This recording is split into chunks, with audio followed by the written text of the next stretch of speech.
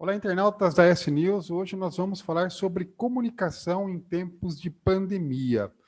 Nós vamos conversar com a jornalista Bianca Celotto, ela que tem 13 anos de experiência, sócia fundadora do grupo Ó Quem Fala, de treinamentos e assessoria em comunicação, onde atua como treinadora e mentora em comunicação e oratória. Atuou por 10 anos em televisão, onde foi Assista aos vídeos produtora, anteriores também, porque repórter, lá está falando editora e sobre apresentadora. como impostar E também voz, falar atuou com por mais 7 anos clareza. aqui na afiliada da Globo, na TV Tem, sendo 5 anos e meio aqui em Sorocaba. E é através dessa vasta experiência como jornalista e na comunicação que ela fundou essa empresa e que agora, em tempos de pandemia, cada vez mais as pessoas estão buscando cursos online de treinamento. É isso mesmo? Boa tarde, Bianca. Oi, Reinaldo, boa tarde. Boa tarde a todos os seguidores e leitores do portal. Obrigada pelo convite. É isso mesmo. Existem duas demandas principais que fizeram as pessoas buscar mais esse tipo de habilidade, Você né? já teve a Que é a sensação habilidade de de se estar expressar falando em público. sozinho? A primeira delas foi uma mudança já recente, nos últimos 3 anos, uma mudança de demandas de habilidades dentro das próprias empresas, uma necessidade de melhorar os relacionamentos dentro das próprias empresas e até um novo caminho para lideranças, gestão de pessoas e por aí vai. E com a pandemia isso foi potencializado, principalmente porque as configurações de trabalho mudaram muito, a maneira de trabalhar e os canais de trabalhar mudaram muito, né? Então, muita gente que conseguia se esconder ou conseguir ali se engambelar ou de alguma maneira se esconder atrás das suas dificuldades na vida presencial, dentro do ecossistema de uma empresa, de um lugar, né, de um lugar profissional, agora dentro da internet, das reuniões virtuais, da realidade home office, essas pessoas sentiram a necessidade de melhorar o seu poder de expressão, porque a gente perde muitos elementos comunicativos quando a gente vai para o virtual. E aí muita gente buscou melhorar essa habilidade, sim. Bianca, existem dados da Cato Educação, que é uma das maiores plataformas de sistema educacional no Brasil, que apontou aí um crescimento de mais de 200% na procura por cursos online. E é interessante que esses dados são que, em primeiro lugar, ficou o curso de desenvolvimento profissional, em segundo lugar, preparação para concursos públicos e, em terceiro, preparação para provas do Enem e vestibulares. O que aconteceu nesse período de pandemia que você foi percebendo? As pessoas se despertaram, meu Deus, eu tenho que continuar me desenvolvendo? Sim, muita gente que não sentia essa dor começou a sentir durante a pandemia. Existiram dois cenários principais. O primeiro deles é que algumas pessoas também conseguiram gerenciar melhor o tempo, estando mais dentro de casa, estando com menos afazeres e tarefas. Muita gente acabou colocando na rotina essa coisa de fazer novos cursos, se desenvolver, projetos que estavam sendo adiados por falta de tempo. Então, sim, aumentou o número de pessoas procurando cursos em geral, tá? No segundo cenário, cursos online, era muito comum a gente ter já a relação EAD, principalmente em disciplinas mais técnicas, educação básica, disciplinas mais relacionadas a concurso. O que aconteceu é que, com o boom das redes sociais, começaram a surgir também muitos infoprodutos. Esses infoprodutos são outras áreas de conhecimento, habilidade, desenvolvimento pessoal, que passaram a ser transmitidas através do formato online. E a gente, né, como a gente treina habilidade pessoal, que é o desenvolvimento da comunicação e do poder de expressão de uma pessoa, a gente também não quis ficar para trás. Para nós foi, primeiro, uma necessidade, porque a gente entregava nossos treinamentos no formato presencial e eles tiveram que ser suspensos por muito tempo. Né? Agora estamos passando por uma segunda fase de suspensão. E aí a gente não podia parar. Os nossos alunos não podiam parar, quem já estava em treinamento, outras pessoas que tinham interesse, já tinha planejamento de começar esse tipo de treinamento, e, portanto, a gente viu a necessidade de oferecer a nossa solução também no formato online. Foi quando a gente lançou uma plataforma de cursos online com os treinamentos também nessa versão. Agora, o que você sente? Qual é a demanda? O que as pessoas buscam na hora que elas querem se comunicar melhor, Bianca? E por que isso é fundamental? Reinaldo, é bem amplo, essa é uma área bem ampla. A gente não consegue traçar um ou outro pedido. Num geral, são dores causadas por falta de confiança, pessoas que estão em transição de carreira, pessoas que estão em evolução de carreira, ou seja, vão passar por um desafio maior, pessoas que foram promovidas e aí vão ter que trabalhar com times maiores, lidar com pessoas diferentes, pessoas que passaram a liderar, pessoas que estão à frente de uma marca ou de um negócio, e precisam, por exemplo, ocupar espaços como as redes sociais, coisas que muita gente não fazia antes da pandemia e acabou também tendo esse boom de pessoas, poxa, se eu não estiver na rede social, todo mundo online, né? Todo mundo dentro de casa, ou predominantemente dentro de casa, a gente estava na internet. A maneira que a gente tinha de se relacionar, de socializar, era através da rede social. Uhum. E aí muitas marcas, empresas, empreendedores, prestadores de serviços percebiam que tinham dificuldade de se comunicar com seus clientes, seguidores dentro das redes sociais também. Então, tem desde uma demanda de uma pessoa que tem dificuldade de gravar um vídeo para a rede social, até grandes líderes que precisam aprender a ter uma gestão de pessoas, aprender a usar a comunicação de maneira assertiva e efetiva para se relacionar, incentivar, convencer. Então, hoje a gente meio que tem um leque de trabalho com diferentes perfis de públicos. Hoje nós temos públicos que vão desde um vestibulando, uma pessoa de 17 anos, por exemplo, ou que está no início da faculdade e que começa com aquelas primeiras dificuldades das exposições de trabalho, seminários e por aí, até pessoas que estão em grandes cargos de liderança, executivos, CEOs, que estão com dificuldades ou querem melhorar a habilidade de se relacionar com pessoas, de se apresentar, de liderar reuniões, projetos, convencer, criar engajamento entre as suas equipes. Aliás, uma câmera Te dá um ainda pouco mais de assusta muita confiança? gente, Você né, você dá Bianca? Como risada quebrar disso? isso, hein? Como Leva isso quebrar com esse mais medo? naturalidade? Muita gente. Eu acho que tem um pouco daquela mística da mídia tradicional, né? Houve um tempo em que e eu trabalhei muitos anos em televisão, então eu sentia isso, eu Uhum. posso falar disso com propriedade. Houve um tempo em que, por exemplo, quem trabalhava na televisão tinha um super status, parecia uma pessoa muito distante da nossa Uhum. realidade, quase que uma celebridade, uma estrela, né? Então, essa sensação de grande exposição, de exposição em massa, a pessoa ir para um vídeo, nossa, muita gente vai me assistir, é isso que trava. O maior medo de ocupar, por exemplo, uma rede social para gravar um vídeo é de errar. As pessoas morrem de medo de errar e de serem zoadas, serem criticadas, serem motivo de piada.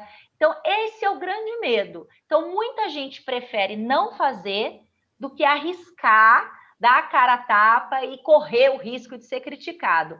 E o que a gente faz num treinamento como esse aí, escamando esse medo. Olha, críticas nós vamos receber sempre em qualquer circunstância. Então, Uhum. assim, se existe a possibilidade de ser elogiado também, por que não tentar? E aí a gente vai tirando, encorajando essas pessoas e criando também mecanismos técnicos e ferramentas para elas conseguirem gravar vídeo, destravar e irem melhorando na frente de uma câmera. Você pode explicar um pouquinho como que foi a sua experiência? Você foi também conseguindo perceber essa importância desse autocontrole quando você começou em TV? Porque você tinha que entrar em links lá, né, para Globo, em reportagens, e aquela atenção, o pessoal no ponto falando, e você tendo que dar informação. E como que você enxerga hoje as pessoas que sentem essa mesma dificuldade? Dentro do ritmo de televisão, eu me lembro que tem uma história maravilhosa. A primeira vez que eu ocupei uma bancada foi assim, a primeira vez que eu fui efetivada. Então, eu trabalhei como estagiária em uma das afiliadas da Globo, onde eu atuei. E aí me mandaram para uma afiliada, né? Me mandaram para o interior do estado, na fronteira com a Bolívia. Eu morei no Pantanal, trabalhei como repórter lá. E eu estava no meu primeiro dia, eu ainda estava acompanhando as equipes para aprender a fazer. Então, Nossa. teoricamente, eu era uma aprendiz. Aconteceu naquele dia, o apresentador oficial tinha passado por um exame na vista. Bem Ele a dor de chegou barriga naquela desesperado, hora. vai vendo. Desesperado, ele chegou faltando uns 20 minutos para o jornal e falou: gente, a minha pupila ainda está dilatada, eu não enxergo nada. Eu não consigo apresentar o jornal. E não tinha ninguém na redação. Ele simplesmente olhou para mim e falou: vai você. Eu tinha tido uma experiência, porque durante o meu estágio eu fazia o mapa-tempo, eu era apresentadora da previsão do tempo. Então, assim, eu não era totalmente crua, mas eu nunca tinha ido para uma bancada. E foi na adrenalina. Ele falou: vai. Eu lembro que eu enfiei um terno, fui para a bancada, apresentei o jornal. A hora que acabou foi quando a adrenalina baixou e eu me toquei o que aconteceu. Eu juro, eu tive até piriri. Nossa. E aí, e lógico, nós tomamos uma advertência do nosso chefe, porque Sim. foi uma super irresponsabilidade. Deu tudo certo no fim Foi um das batismo contas. de fogo sensacional. Foi um batismo de fogo, deu tudo certo. Mas essa coisa de lidar com câmera, para quem está dentro, como eu já tinha trabalhado dentro de uma redação, era a minha formação, a gente tem aulas disso dentro da faculdade, você já vai se familiarizando. Para uma pessoa leiga ou que nunca teve contato com uma câmera, você começa com um beabá mesmo. Falando para a pessoa como ela posiciona, que distância ela fica da câmera, como que ela mexe o corpo para enfatizar a mensagem dela, trabalha dicção, trabalha expressão facial, trabalha a eloquência em si, então ajuda ela a criar uma linha de raciocínio que não seja um vídeo que fique enfadonho, uma informação toda prolixa, enfim. Então, a gente vai no beabá mesmo, pega pela mão do comecinho. Agora, tem outras pessoas que já chegam com uma certa experiência, já fizeram alguns vídeos e a gente aprimora, melhora, observa, fala, olha, isso aqui dá para melhorar, e aí a gente segue o encaminhamento com a técnica com isso. O que eu percebia dentro da minha experiência e que foi que me deu bagagem também para treinar outras pessoas, era principalmente quando eu ia entrevistar pessoas. Então, teve muitos casos de pessoas que iam entrevistar ao vivo, que travavam, gaguejavam, ficavam em desespero. Pessoas que a gente ia tentar entrevistar gravado, que tinham síncope, se tinha que parar. Então, é uma coisa comum, né? Não acontece só comigo, com você, acontece com bastante gente, mas é possível melhorar. É possível melhorar. Eu até quis ilustrar a sua entrevista com esse fundo aqui, você vê que tem um fundo branco e uma câmera, ou seja, a pessoa pode estar crua ali, mas ela pode vir a ser preparada para se posicionar na frente de uma câmera. Você acha que também é importante cada vez mais as pessoas se informarem? Às vezes, o fato de ela não ter o hábito da leitura pode deixá-la mais insegura na hora que ela tiver que se apresentar para alguém, e aí ela vê a importância de continuar lendo, se atualizando com informações, porque a gente está vivendo num tempo digital que as pessoas estão consumindo informação muito rápida, mas também até deixando de se informar. Essa é uma falha de informação que precisa ser corrigida, correto? Olha, eu costumo falar nas minhas aulas que assim, a gente está vivendo a era do infocalipse, né? É tanta informação, a gente nunca foi tão informado e nunca foi tão desinformado. E aí existe o fator algoritmos, as bolhas que as nossas redes sociais nos colocam, a polarização política e por aí vai, né?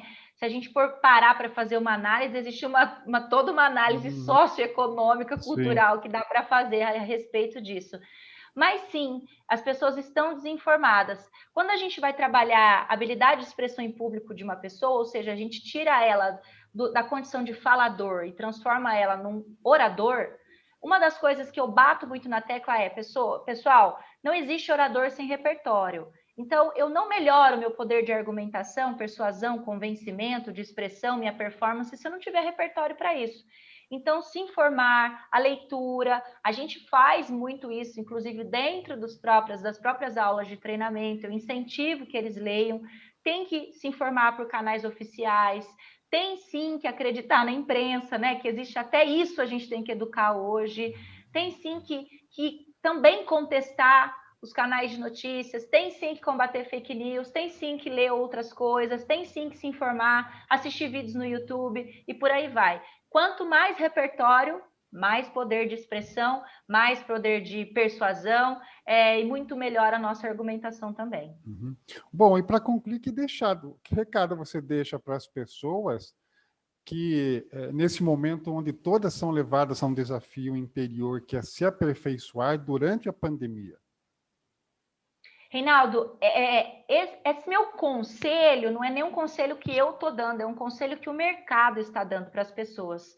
O LinkedIn publicou no ano passado uma pesquisa global que eles fazem, elegendo as 5 habilidades mais valorizadas no mercado, que estão do profissional do futuro e que não é do futuro mais. O profissional do futuro está atuando agora, né? Entre essas 5 habilidades, a maioria são habilidades de soft skills, que a gente chama, que são habilidades sociais. E a primeira delas, que apareceu em primeiro lugar, foi comunicação. Então, existe uma valorização dentro de empresas mais modernas que já estão entendendo o quanto o relacionamento entre as pessoas é poderoso do ponto de vista de efetividade, de produtividade de uma empresa. Sim, se relacionar bem, ter equipes coesas dá dinheiro para as empresas. Entendendo isso, as empresas também estão exigindo dos seus profissionais que essa habilidade seja desenvolvida. Até então, a gente conseguia levar a maciota meio do jeito que a gente está acostumado a fazer, mas eu acredito e estou vendo isso acontecer também, estando nas empresas, treinando pessoas de dentro de empresas, que isso está sendo uma exigência cada vez maior. E aí, com inúmeros canais digitais, muita tecnologia e diferentes tipos de comunicação, se a gente não cuida dessa ferramenta, a gente certamente vai ser colocado às margens do mercado profissional em muito pouco tempo. Então, meu conselho é: vamos agora, porque vai ser muito rápido. Legal, tá aí. Você conheceu um pouquinho como pensa, né, a jornalista Bianca Celotto, ela que é a sócia fundadora do grupo Ó Quem Fala, de treinamentos e assessoria em comunicação, fazendo uma explanação, né, desse universo comunicativo vasto que continua sendo, independente da pandemia trazer as suas limitações, as pessoas continuam tendo necessidade de se comunicar e bem, para justamente superar adversidades e ir lá na frente buscar o futuro e o sonho dela, né, Bianca? Muito obrigado aí pela sua participação. Com certeza, eu sou uma entusiasta da comunicação, eu realmente acho que é uma habilidade muito valorizada e a gente pode ver pessoas de grande sucesso, que têm legados admiráveis, são pessoas que têm poder de comunicação, que constroem grandes relações e elos entre as pessoas e elas não negligenciam o poder de comunicação e expressão em público. Então, eu sou uma entusiasta, eu falo disso com muito carinho, muito amor, adoro o que eu faço e sim, acredito que a gente vai entrar numa nova era aí do ponto de vista comunicacional. Eu agradeço muito o seu convite, poder falar sobre isso, sobre esse tema aqui no portal para todos os leitores. É uma satisfação, sucesso para você aí, Bianca. Obrigada, um beijo para todos.